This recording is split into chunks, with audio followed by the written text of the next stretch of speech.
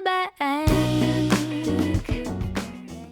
Hey Brett, how's it going this week? Good, Ange. How are you? Good. Well, that means it's another episode of Money in the Bank, the podcast where we talk about all things related to personal finance and food.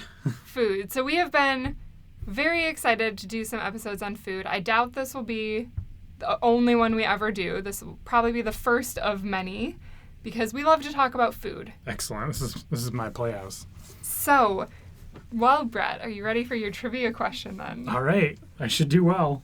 How much does the average American, single person, just one, spend At Chipotle? on food per month? Groceries. Groceries. Not out to eat. Not out to eat. Out to eat is a separate. Oh, that's really going to throw off the data then because most people are lazy and don't cook. No, I would say this is most people are cooking at home. Really? Yeah. Oh, good. Or they're spending a lot of money on groceries food in general. But probably per month, you said? per month. Probably like $250, $300. 244. Wow. All right. Nailed it. Going with the first. All right. So, yeah, and this to me doesn't seem outlandish, actually, but I also didn't see, like, how much they're spending on going With out the rest to of eat. the stuff, yeah. So if it's, like, $1,000 going out to eat and $250 at the grocery store, that's kind of a lot. But I think that you could eat all of your meals at home for a single person for about $200 a month and not go out to eat once. I think that is possible. All right. So It's interesting, though, because there's a lot of people always in that McDonald's drive-thru. So they can't always be going to the grocery store. So I think you're right. I think this is probably like half of their budget. yeah. Yeah, it's funny that you say that because I haven't had to deal with seeing people in the McDonald's drive-thru since we moved. Yeah. Because I used to bike past a Starbucks and a McDonald's every morning, and you would be amazed how many cars were at both. Oh, yeah, because I mean, when I used to drive to work many years ago, I couldn't be in the right lane of like a 4-lane road, right, turning off into the McDonald's driveway, because it was guaranteed that one of the 3 cars in front of me, out of the 50 cars in front of me, one of the immediate 3 in front of me, always, every single day, turned into that McDonald's drive-thru. Yeah, so this is interesting to me because I can't remember the last time that I picked up breakfast to go. Genuinely can't think about it. No. Maybe if we were vacationing somewhere, but usually if we vacation somewhere, we like to still do a slow breakfast. And if we're not doing a slow breakfast, we find a grocery store and we're like, okay, we're just going to have like a quick yogurt tomorrow morning so we can get to, wherever we're going. I think it was when we moved into our first house, we got those like wraps, those like burrito wraps from Tim Hortons, I think was like the last thing we ended up getting a drive-through food for. And then they changed the sauce on it, and I was furious, and I never went back. I remember that. Okay, I do remember that. Mad. It's all coming back. So yeah, 5 years ago, Brett and I went to pick up to-go breakfast, and since then, we have either gone out intentionally to breakfast, which we don't do very often either, primarily on vacation. Let me tell you, like, the English breakfast in London is totally worth it. So we did that. That was wonderful. They give you so much food. It's great. It wasn't Such a good expensive, but value. I guess that's not what I'm here to talk about. But outside of that, we always eat breakfast at home pretty much without fail because going out to breakfast is such a big ripoff. You get, like, 2 eggs, 2 pieces of bacon, and they want to charge you, like, $10. When at home, 2 eggs would cost you 50 cents. That's right. So it's a little bit hard for me to pay a lot for breakfast, right? Breakfast is cheap. So, yeah, let's dive in. So what do we usually eat for breakfast if we aren't going out to eat, but we want something quick? My go-to lately, which is maybe a weird thing, but it's delicious, it's kind of like a no-bake cookie. So, yum. Mm-hmm. But I do, like, oats, and then I melt peanut butter with the oats and, like, mix them up, and then I pour on top some maple syrup. And Right. It's super good, and it's, like, super cheap. And filling. Because peanut butter is super filling. And all of those things we have acquired in bulk. So even Yes. for us, it's cheaper than most. Obviously, at the grocery store, basically those things are all pretty cheap, right, in comparison. But we're not talking about we buy like the tall thing of Quaker Oats. We buy like the 50-pound bag of oats from like nutstop.com and Right? We got the oats from Baker's Authority. So I've mentioned before, but I have That's right. celiac disease. So I have to get special oats. So oats for most people are probably even way cheaper. Right. Our oats are about $1 a pound, but they last. We've had this 50-pound bag for going on a couple of years now. And you might think, oh, you're being ridiculous. Oats are not flour, right? They're not they're not the same grain Yeah. in any way. But that's just not how it works when you work in a processing factory and all of your stuff runs through the same assembly lines and you get sick from oats that have like touched flour before. So It's a really sad life. I wish I could just eat Quaker. So for those of you that can eat Quaker, like you have it really easy. I have to like order bulk oats from Canada. So no excuses, right? So yeah, I've been eating that forever. And then the peanuts we get from nutstop.com. And I know this is weird because a lot of people make fun of me for all the things that I make at home, but we make our own peanut butter because it takes like 3 minutes, right? Right. Max. you just toss it in the blender. So our peanuts were like 69 cents a pound. And I mean, I don't have an exact cost for how much this breakfast cost me because it's hard to like go from these super large volumes into cheap. But I would say my oatmeal every day probably costs 50 cents or less. Mm-hmm. That seems like a fair guess, right, Brett? Yeah. Yeah, I don't even think it's that high. I don't even think it's that high. I would actually probably peg it more at like 25 cents. So super inexpensive, super delicious. And so if you're starving after that, just eat another bowl and you're still at like nothing. So. Right. But I don't always eat oatmeal. So sometimes we like to make eggs, scrambled eggs. So we found a place, and I think this is the key to our success, is we find ways to shop local wherever we live. So, you know, in Michigan, it was very easy to do farmers markets for a lot of this. Down in Florida, we still do farmers markets, but like sometimes they don't have eggs. The farmers markets are weird here where they just like serve a lot more prepared food than they actually bring like farm goods. There's like one guy of like 50 or 60 vendors that like actually sells produce. Yeah. I'm like, okay, thanks. This is not a farmer's market. This is just like a carnival. But we found a really good grocery store that like sources food really well. So we get our eggs there, and they actually sell them in like 20-pack flats, like 20 egg flats. And it's about 25 cents an egg is what we pay. Yep. And So those are pretty good quality. It's not like they're like, we're not buying like the organic branded eggs or whatever, right? And I lied, actually. Our eggs are even cheaper than that. Sorry. I was trying to round up for those who do have to buy at a grocery store to get like better eggs. So I was thinking $3 a carton. Ours are like $4 for 20 of them. So like 20 cents. 20 cents. Yeah. So anyways, eggs are super cheap. And we eat these a lot. We eat a lot of eggs in our house. Sometimes we do it for breakfast. We'll put an egg on anything, really. We'll like, you know, a huge favorite in our house is to make hashes. So we'll buy like sweet potatoes or potatoes, which we can usually get at the farmer's market, 3 for $1. And I love it when it's 3 for $1 because you can pick the largest 3. So we always go like first thing in the morning, we pick our 3 large potatoes, and then you toss an egg on top, and it's like a super delicious meal. Yeah, it's super filling, super tasty, seasoned potatoes, you know, salt and pepper, a couple other things, and yeah, just cook an egg on top of that, and then you're good to go. Yeah, and we like to poach an egg on top of it, too. We stayed with a friend last year who, he likes meat a lot. Like, he would eat meat every meal all the time, or Chipotle. Those are, like, his 2 things. And he actually even loved this meal that has no meat whatsoever in it. It's just potatoes, onions, and eggs. Right, and he, like, never cooks anything, and we taught him how to poach an egg. And, yeah. Like, he did it, second try, nailed it, So, if we're talking about eggs so much, another good thing you can do with them is to make a quiche. Quiche, yeah. It's basically, you know, some vegetables, egg, and you can throw some cheese in there, too. And it makes a lot of food very quickly, very easily, and you can eat it all week. And so I looked up a couple different recipes. So quiches we've made in the past, spinach, mushroom, and feta is like one of my go-tos. I know it's going to be good every time.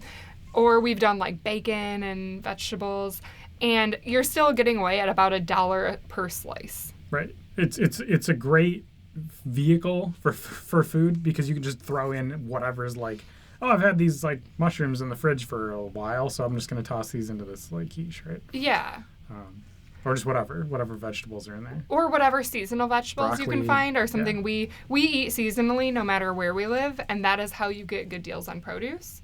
Mm-hmm. And I would say another thing too is like if you're going to make like mushroom stroganoff one night, maybe you save the stems and you just put the stems in your quiche because there's nothing wrong with mushroom stems. I don't get people who don't eat them. Yeah, I mean, as a kid, like I was just taught to like you break off the stems and you just keep the mushroom tops. And I'm like, now as an adult, I'm like, they taste exactly the same. Yeah, I changed that real quick when we started dating. I was like, poor college student. I was like, no, we keep the stems here. Like, yeah, especially if you're like baking them or something. Like they just get soft and it tastes exactly the same as the mushroom. and I actually don't know if you ever knew this, Brett, but you used to come and visit me and you would make me like mushroom croissants. I spinach do mushroom know croissants. that. Yeah, I do And know. no, but then you would break the stems off and you would like put them in the container and be like, that's garbage. And I would put those back in the fridge and eat them later in the week because I was like, Oh.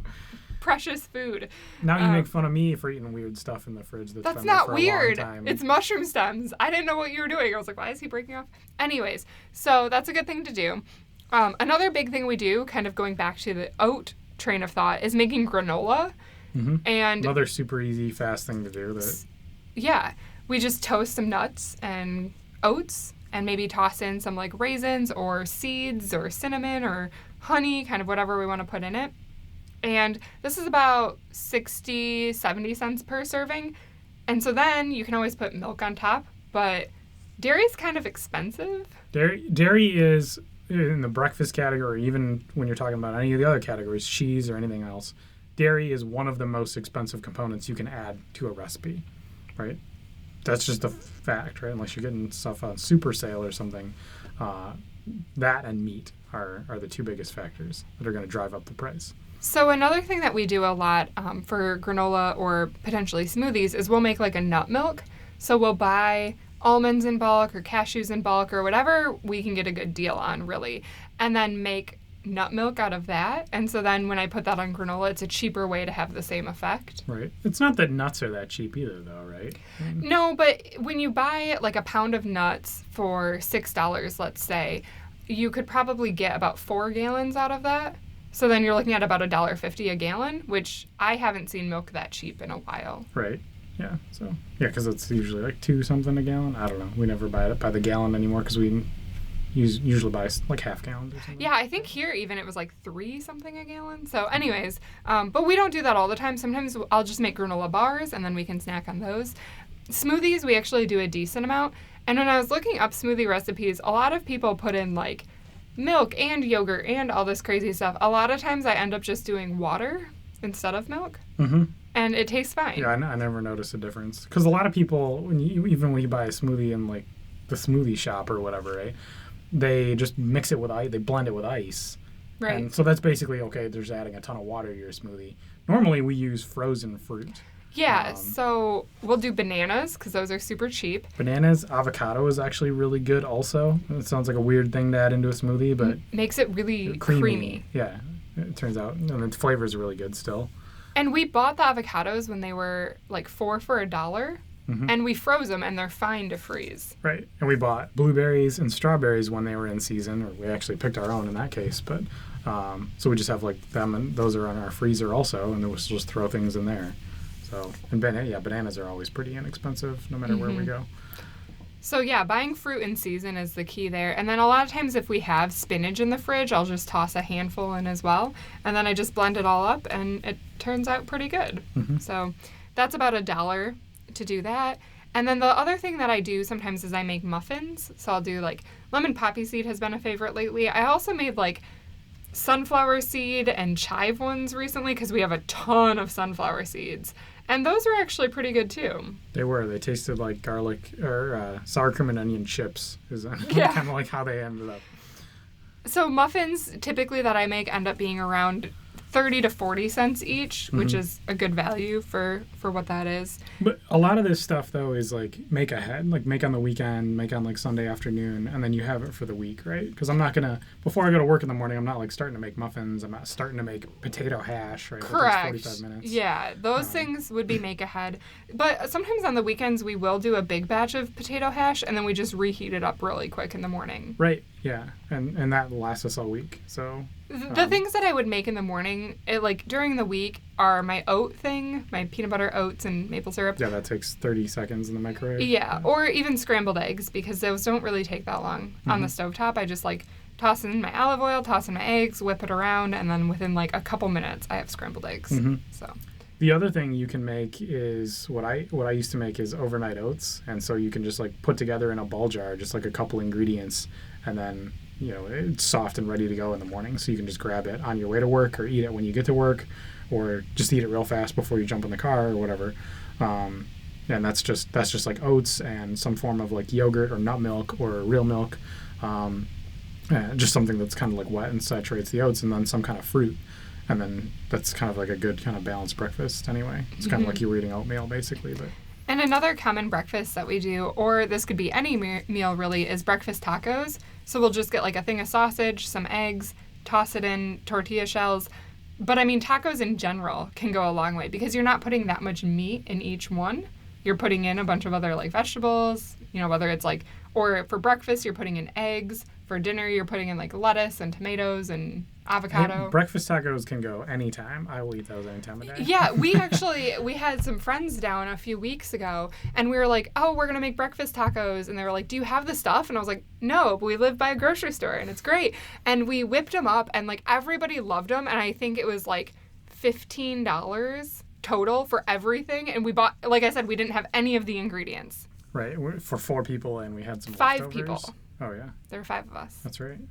And leftovers. So, like, how perfect is that? It was, I mean, if you took 5 people out to eat for breakfast, you're not getting away for $3 a person. And that includes our expensive meat and dairy. Plus, we had a ton of leftovers. I was eating tacos for, like, the next week. But again, even in that equation, the most expensive ingredients by far were the meat and the cheese, right, in that scenario. I mean, we found some hot sauce. I think we put an avocado on it, right? That was super on sale, 4 for 1 or whatever. The tortilla shells, those if you're paying a lot for those, you're buying it wrong.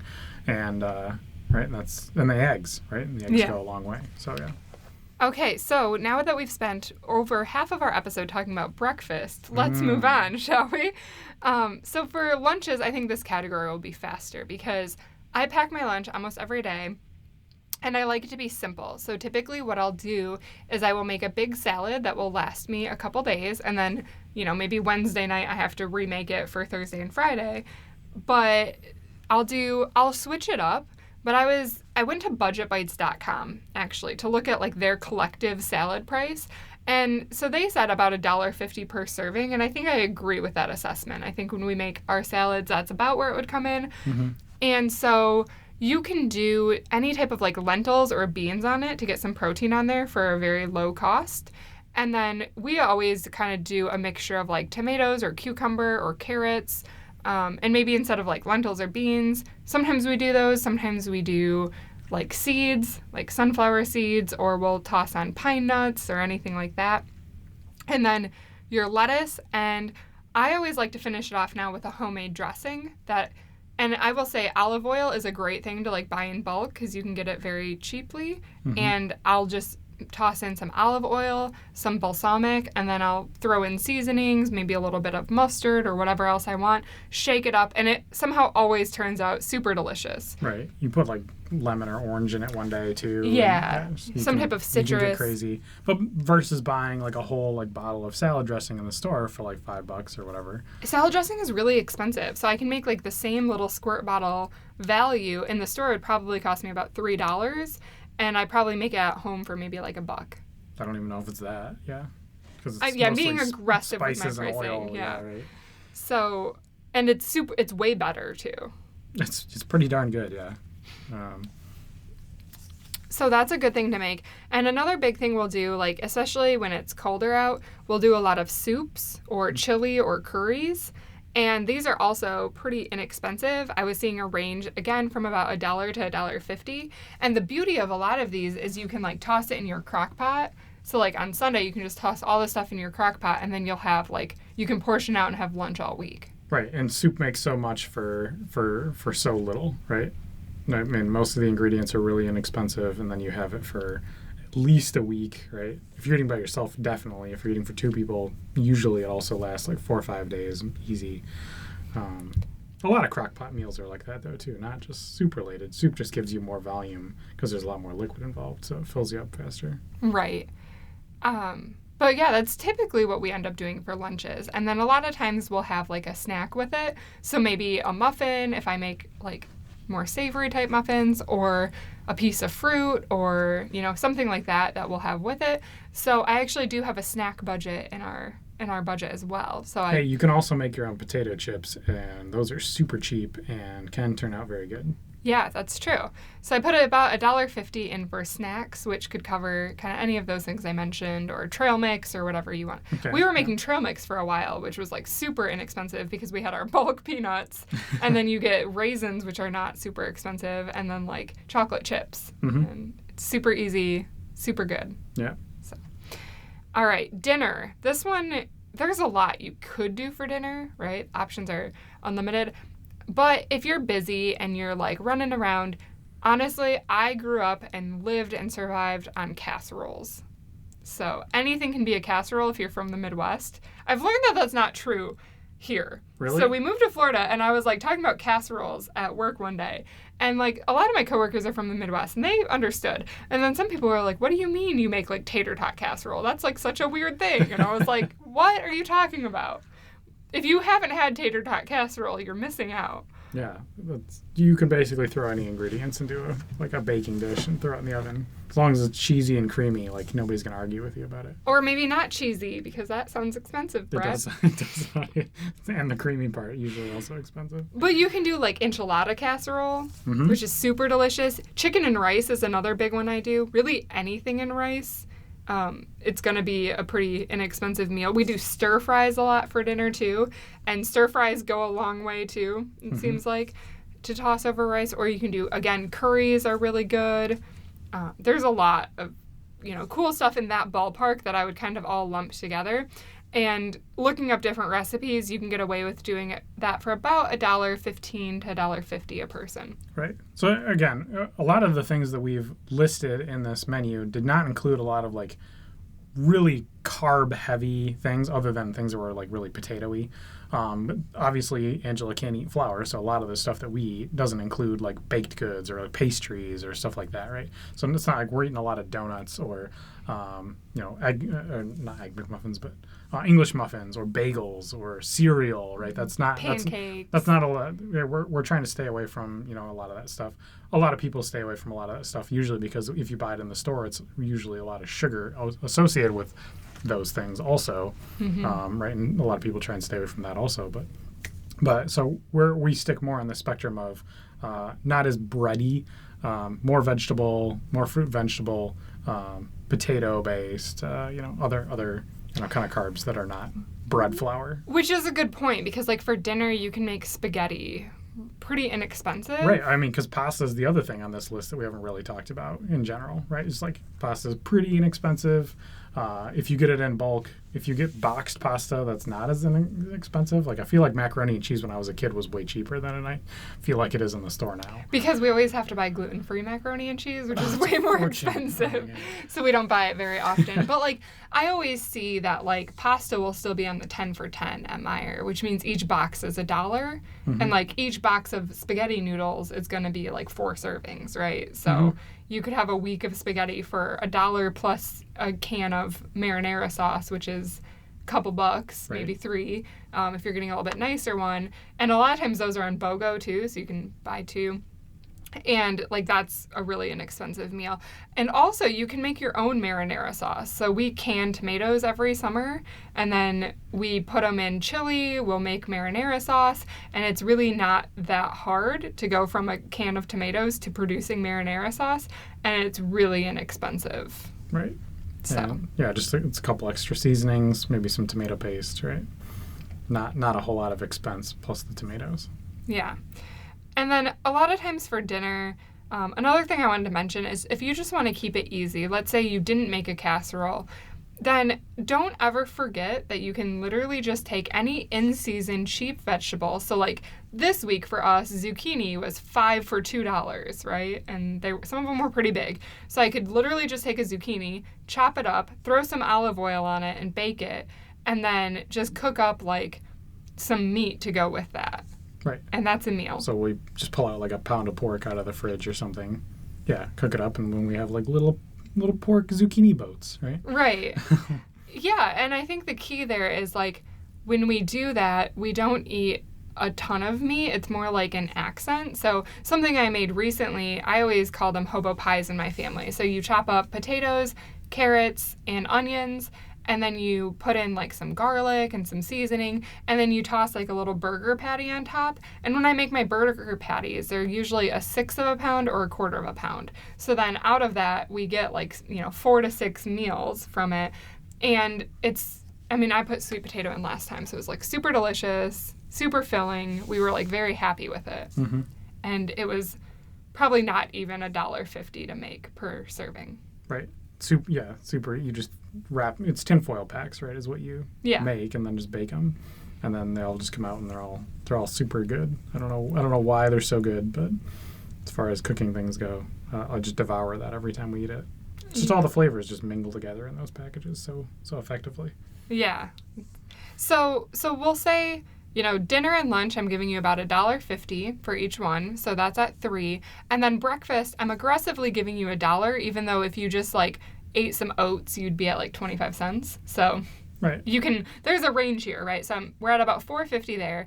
But you want to diversify too. You don't want to see the right. same thing every day. So right. mix in some different things. So we're at about $4 there, and then I'm adding in $1.50 for snacks. So you're at $5, and then another 50 cents to cover seasonings, oil, butter, any type of that that you do need to cook, but you're not actually thinking of as an ingredient.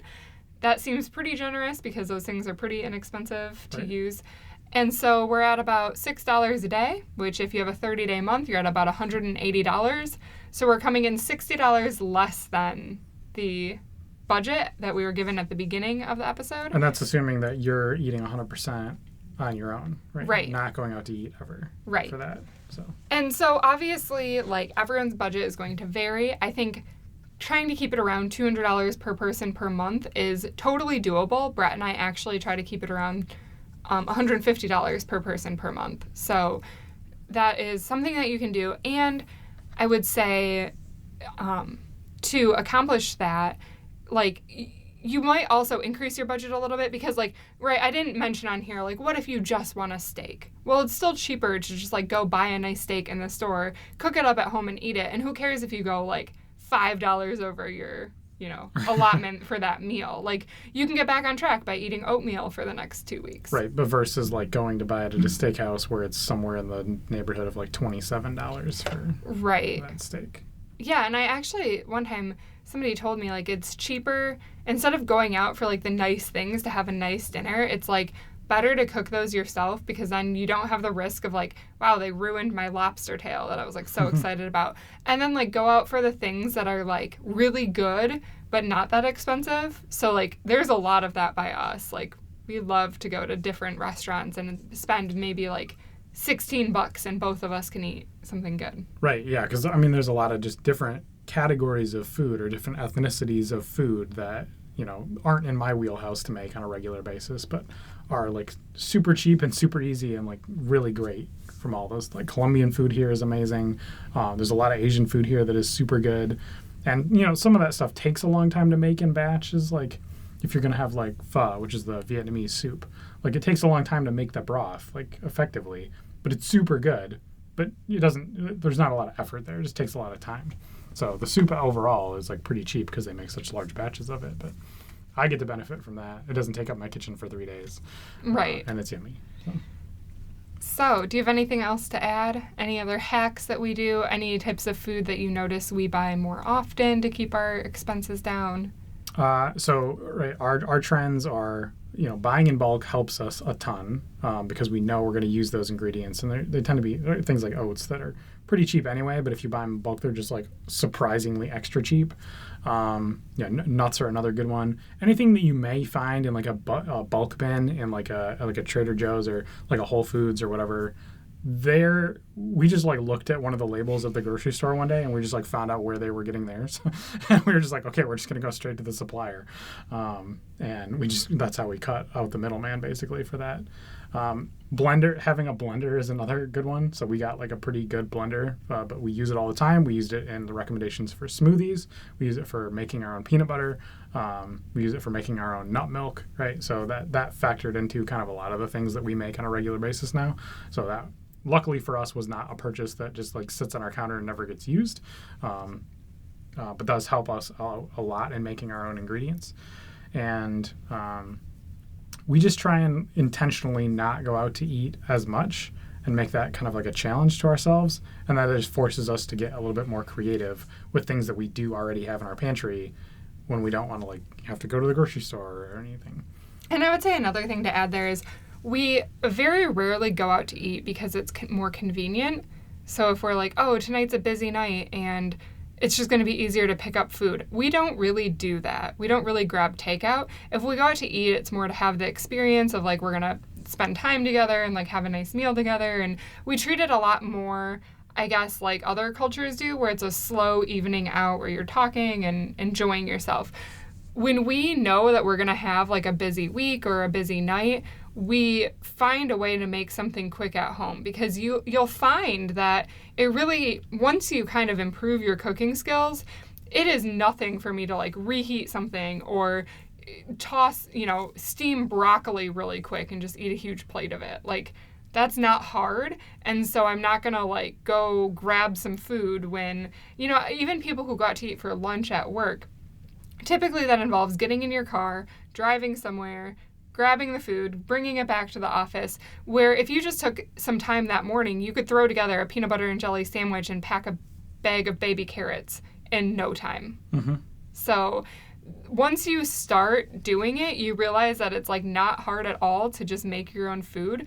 And like I said, it's been a lot of years since we've decided like, oh, we're going to get takeout tonight because that seems easier. Well, it's a behavioral shift too, because when you get, probably most people, when they grow up, I know this is true in my family, when we were like busy or my parents were like taking care of our like cabin that we had up north and they were mowing the lawn and taking care of everything, it was just a lot easier to like, oh, we don't have a whole lot in the fridge and we don't feel like making dinner tonight, we'll just go pick something up. Even though it physically took longer time overall, probably, it was just like more convenient, and you got that like salt and fat kick, right, from like the fast food angle. But if you change your behavior to say, and this is basically what we did, we're not going to like go look for food in a time crunch scenario or when we're like in a stressed scenario like that, right? If you're sitting on the couch, it's different. But if you're like, oh, we're doing a bunch of stuff, we feel like we're under the gun, what do we do? If you change your behavior to rely back on like, okay, I can whip something up out of the fridge, or we've got pasta in the cupboard and like half a can of marinara sauce from what we didn't finish like last week, right? I can just whip together pasta in like 5 minutes and then boom, we're good to go. We just get back on track. And right, that helps alleviate some of the stress, because like now we got our dinner out of the way. It was good in the first place. It's not like we just ate garbage, and then we're just back at whatever we were doing that was causing us to be stressed out in the first place. Yeah, and I think too, like sometimes we overcomplicate things, and there are times where like I don't have something to pack for lunch off the shelf ready to go, and I'll literally just be like, well, okay, what could I have? And I'll take like a baggie of nuts, and I'll grab like a chopped up cucumber, and I'll grab a piece of fruit. And it's not pretty. It seems like a lot of snacky food, but it gets the job done, and it gets me out of that crunch and on to the next day. So you can rely on nuts a lot of times to like be a good go-to, because they're high in calorie, right? And like you can eat that and a vegetable and a fruit, and like you can get a good amount of calories in. You can have a good little like impromptu lunch. I call it like kind of a deconstructed salad, and you're good to go. So like it might not be pretty all the time, but you can find that you can be very creative when you need to. Yeah, I mean, I just hoard airplane snacks when I travel, and then if I get hungry during the day, then I just eat the cookies off the airplane or the like snack chips off the airplane until I survive and get to dinner. It's just sustenance until that point. All right. Well, with that, I think we'll wrap up this episode. So we had a lot of fun doing this one. I think, too, at some point in the future, we want to do like a grocery haul where we talk about like what we bought that week, what meals we made that week, and how much our like total weekly meal cost was. I think that would be pretty fun to do, and you guys can see what a true week actually looks like in action for us. But honestly, it's a lot of what we already said on this list. If you kind of stick to these ideas and things, like obviously we feel like we eat pretty well, pretty, healthy, I guess, and it does not cost us an arm and a leg. So buying processed food or pre-packaged food is actually really expensive. Right. You just lose a lot of your money to like that processing time, right? So your value is not as strong as if you're able to just buy the ingredients and basically just eat the ingredients. Yeah. Yeah. All right. Well, thanks for tuning in, guys. Hey guys, thanks for tuning in to this week's episode of Money in the Bank. Make sure to subscribe to us on the iTunes or Stitcher app so that you get weekly alerts every time we post a podcast. Or if you want, you can visit my website, moneyinthebankpodcast.com. And if you want to reach out with any questions or further comments, please email me at Angie@moneyinthebankpodcast.com. I look forward to hearing from you. Money in the bank.